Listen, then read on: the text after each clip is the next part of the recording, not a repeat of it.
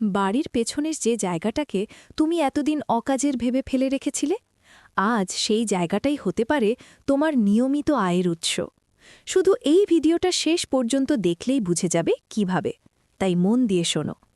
তোমার বাড়ির পেছনে এমন একটা জায়গা আছে যেখানে সারাদিন রোদ পড়ে না, কখনো সকালে একটু আলো, কখনো বিকেলে ছায়া। এমন জায়গা প্রায় সব বাড়িতেই থাকে। আর আমরা বছরের পর বছর ধরে একটা ভুল কথা বলে এসেছি, এই জমি দিয়ে কিছুই হবে না।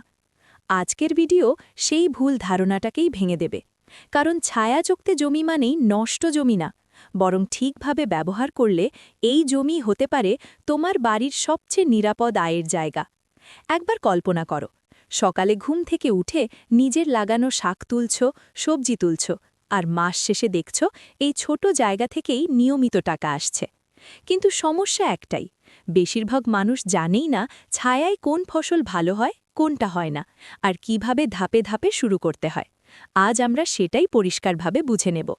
প্রথমেই একটা বিষয় বুঝে নাও, ছায়াযুক্ত জমি মানে অন্ধকার না। দিনে যদি ২-৪ ঘন্টাও আলো আসে, তাহলে অনেক ফসল খুব ভালোভাবে জন্মাতে পারে। এখন প্রশ্ন, কোন ফসল দিয়ে শুরু করবে?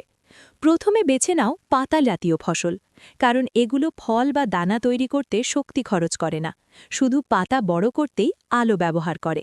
তাই ছায়ায় সবচেয়ে ভালো হয় পালং শাক, লাল শাক, নোটে শাক আর পুঁই শাক। বিশেষ করে পুঁই শাক, এটা ছায়া ভালোবাসে। দেয়াল, গাছ বা টিনের ছাউনিতে সহজেই ছড়িয়ে পড়ে। বাড়ির পেছনের একপাশে দেয়াল আর একপাশে গাছ থাকলে সেটাই পুঁই শাকের জন্য পারফেক্ট জায়গা। একবার লাগালে মাসের পর মাস তুলতে পারবে। এরপর আসে ধনেপাতা। অনেকেই ভাবে ধনেপাতার রোদ ছাড়া হয় না, এটা ভুল। হালকা ছায়ায় ধনেপাতা আরও নরম হয়, গন্ধও বেশি থাকে। আর আছে পুদিনা, এটা বেশি রোদে শুকিয়ে যায়, কিন্তু ছায়া আর আর্দ্রতা পেলে দ্রুত ছড়িয়ে পড়ে।